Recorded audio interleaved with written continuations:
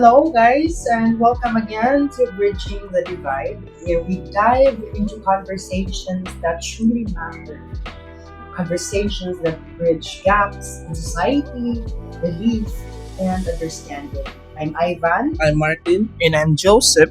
Today we're having an important and honestly quite sensitive conversation about religion and peace.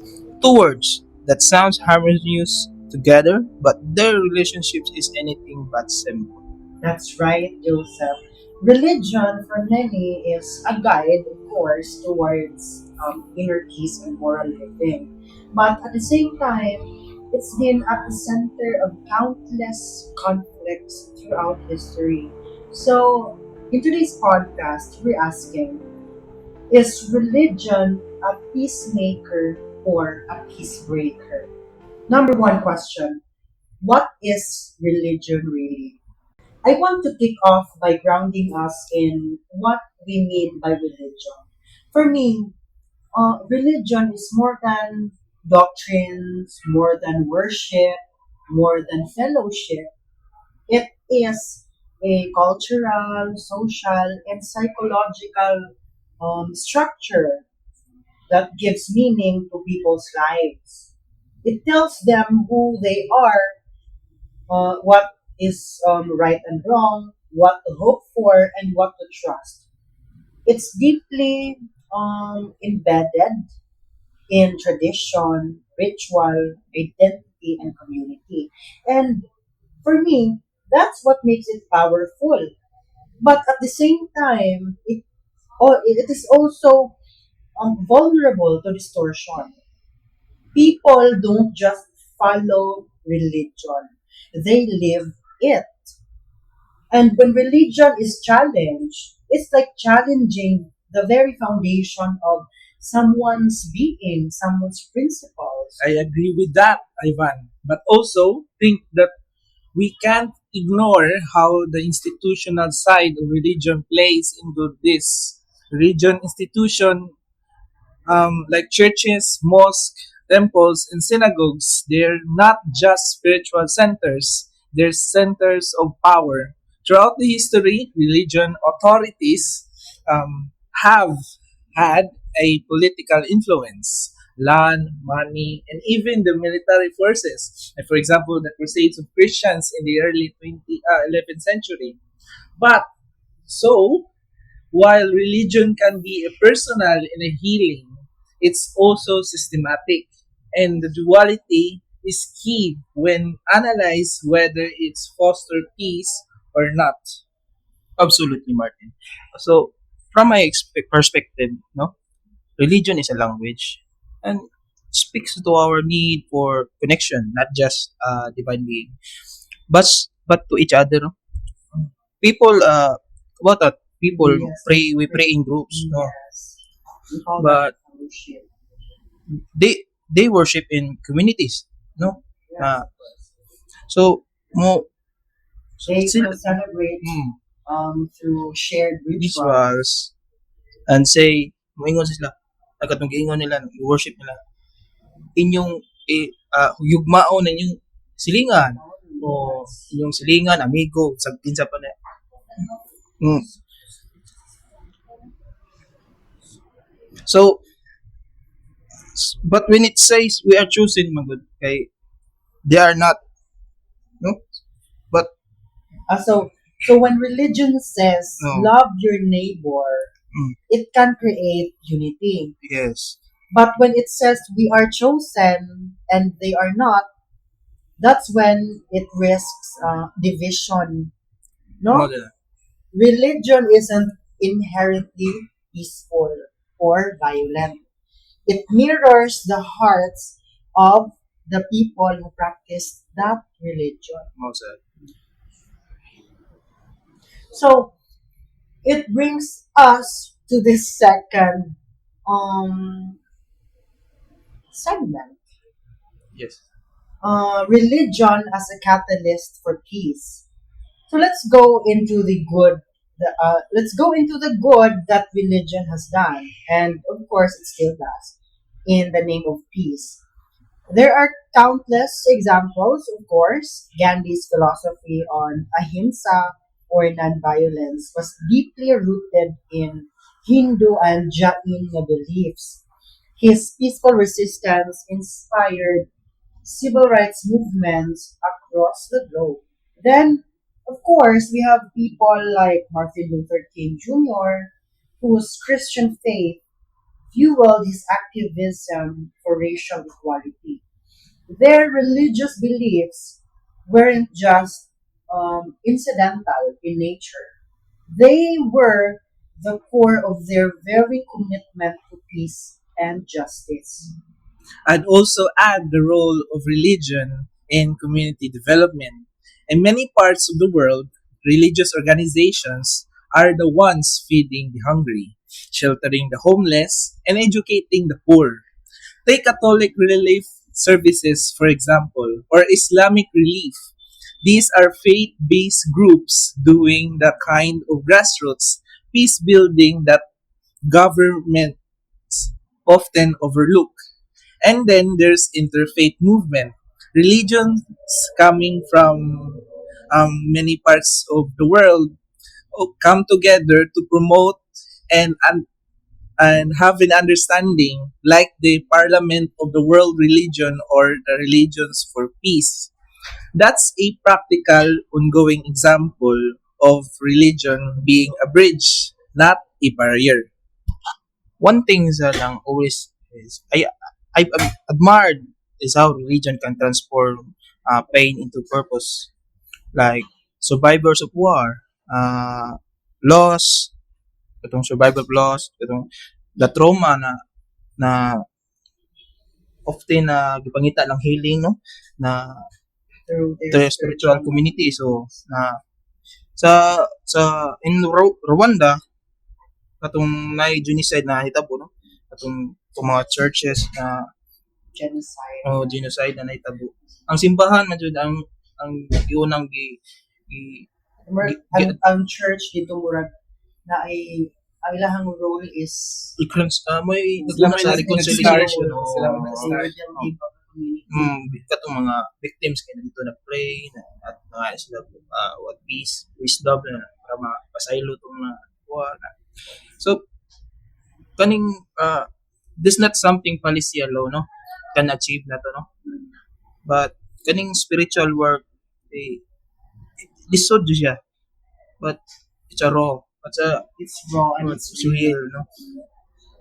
Kaning religion kay namjay day kaning religion has a unique power to sample to heal man jud no, but di jud na ma separate ma repair ma repair jud nimo ba irreparable pa siya.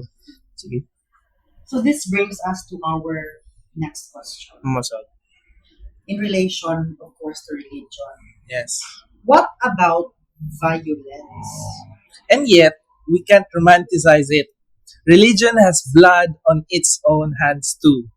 Think about the Crusades, the Inquisitions, the Salim witch trials, or more recently, the Islamist terrorism. Christian militias in Africa, Buddhism nationalists in Myanmar, Hindu extremists in India. Religion has been used to justify conquest, oppression, and even genocide. And often, the scriptures are quoted, selectively manipulated, taken out of context, but quoted nonetheless. You're right, Martin. And I think this is where we have to separate faith from fanaticism. Most religions, at their core, preach peace, di ba? Be it Christian, Hinduism, Islam. But it is how people interpret those teachings that make all the difference. And sadly, the parts of scripture that are violent, tribal, or exclusionary are often taken literally, word for word, ila nang interpret literal interpretations, for Yes. example, sa Bible. Literal interpretation. They take it up in context, like for example, wala, to support their agendas ba. To support their personal na Interest. Interest. Yes. Personal interest and are often taken literally by those who seek to justify their hate. Religion now becomes a tool. It is a tool now, one that can be used for healing or for harm. So let's talk about the political manipulation. No? Sa many cases man good sa political manipulation, ang religion identity is being weaponized by religious leaders. Example, Or, to so a great example katong pag last election si Kibuloy. Buloy. Gigamit niya yung religion Religion. to seat a seat in the Senate. Yes. Ipang gaslight niya mga supporters. Dili ra mas to Kibuloy. support him. Dili ra mas Kibuloy. But ang usap pod sa dako pod nga organization is the INC, the Iglesia ni Cristo. Yes, dako pa sila ka ng influence sa community, no? Sa Philippines. Kaya, for example, the Iglesia ni Cristo has many supporters, millions even. And murag kuan man na sila ka ng grabe ka fanatics, grabe na fanaticism. Kung unsa i-support sa ilahang leader, Fantasism Oo, bitaw sir, ano, di kuan. idolism na yan sa fanaticism na lalabi ko. Oh, Ikuan mo. you being a fan You ba? are, But you are willing to unsa yung ngalan na sundon siya sa so sayo. mo despite sa Yeah. iyang mga charges, for example, Yes. criminal charges, funny hapon kay kaniya, that is fanaticism, may mga idolism na gano'n sa mga kaniya. Mao jud. Mao na yung tabo na ang religion becomes a boundary line. No? Us versus them, no? So mo na yung naitabo na dangerous ko ni siya kay when you believe in God in your side na katong isa kay isiher na niya i-humanize ang isa so kasagaran niya paticize man nila no kani si kunsa na nagag charges gibuhat butan gyud pananaw nila so unsa na to pag criticize ani na pananaw lang sayop gyapon ta no lisod kay na i-kontra na to ba na kani siya sayop gyud mo so and that once that line no is crossed violence is not just justified it's sanctified Okay na daw kung violence. It's because And we also have to acknowledge the psychology behind it all, the behind religion and its relationship to peace. I want to zoom in a bit. Why do people hold on to religion so tightly, even when it leads to conflict? Personally, I think it's because religion meets our deepest psychological needs. The need for certainty in a uncertain world, the need for meaning in suffering, the need to belong. Because as we know it, in a world that often feels chaotic and cruel, religion provides a narrative, a purpose. And so, when someone threatens that narrative, it feels like a threat to your very existence. like I agree with that, Ivan, and this is why religion discussions can get so heated. You're not just debating ideas, you're questioning someone's sense of themselves, their ancestry, their mortality, and morality as well, their eternity. So when peace efforts involves religion, they have to be sensitive. You can't impose peace by force. It has to come from within. That's why interfaith dialogues is so powerful. It respects the emotional weight of that faith carries.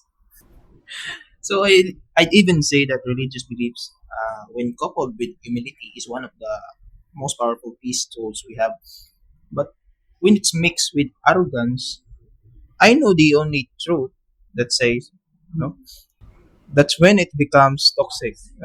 Yung ka, moro ni ako kaning religion ako kay moro ni tinuod sakto. Mo ni kasagaran debate sa Mauna nga, uban. murag mauna nga mo'y cause sa divide, no?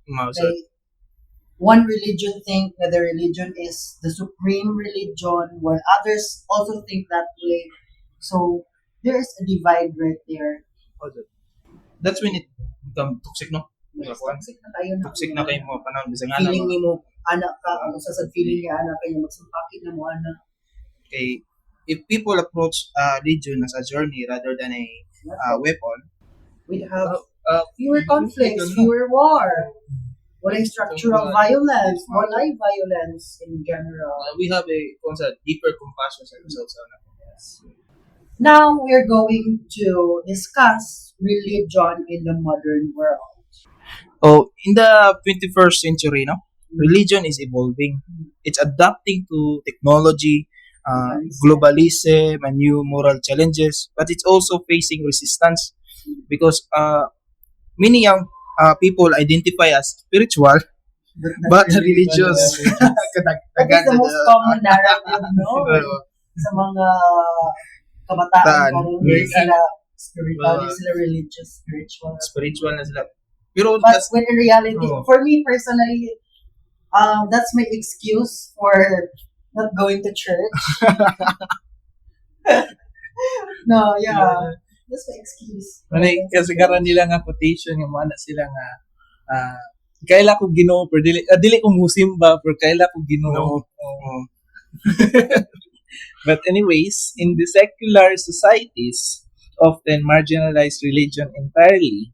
But I think that's a mistake because whether we like it or not, religion still shapes millions of lives. To ignore it is to ignore a major force in global peace and conflict. That's why I believe we need a balanced approach, no, sa religion of peace. Kaya ang secular frameworks, they ensure that no religion dominates. But spiritual voices should still be part of the dialogue. Peace isn't the absence of religion, it's the presence of respect. Interfaith efforts, inclusive nga policies, and of course, grassroots movements that combine faith and reason. That's where real change happens. So, can religion and peace coexist? For me lang, to answer the question, it is yes, but only when religion is grounded in humility, not supremacy. When it's used to serve, not rule. When it calls us to be better, not to be right, then religion becomes not a wall, but a wellspring for peace. Just like Jesus, when Jesus was come to the earth, he did not come to serve. He did not come to be served, but to serve. To serve. He washes the feet of his disciples. He clears the ways, the paths, and he heals the sick. So I think Jesus is really portraying peace. I agree with that. So, Martin. so based on your statement, in order for us to achieve peace, despite having different religions, opposing beliefs, different principles rooted in religion, each should practice humility, right? Yes. No religion should think they are above another. Yes. I agree. Because when one religion thinks they are above another, di na naman magsugod ang divide. Sa divide, di na magsugod ang conflict. I agree with Sa I agree. conflict, sa may reason sa conflict, Of course, dili peace, war. I agree with that, no? Religion is the enemy of peace. Ego is, greed is, power is. Religion can either confront those things or get twisted by them. No? But at best, religion remind us that we are all sacred, that we are belong no, sa our society. Yeah. So here's my takeaway. Religion and peace, of course, it can coexist, but it depends on us, the practicer of those religions. It depends on how we teach, how we interpret the religion, and how we live our beliefs. Because peace isn't something we pray for once. It's something we practice daily across faiths, across doubts, across the divide. And that is all for our podcast, guys. Thank you so much for Thank, listening. thank you for listening. Thank you for staying with us Yes. through this deep and heartfelt conversation. Whether you're a believer, a skeptic, or somewhere in between, we hope this episode gave you something to reflect on. And keep asking the hard questions and keep listening across differences. And keep building bridges because peace begins with understanding. Until next time, guys, stay curious, stay kind, and stay connected. Goodbye. Thank you. Bye. Bye. Bye.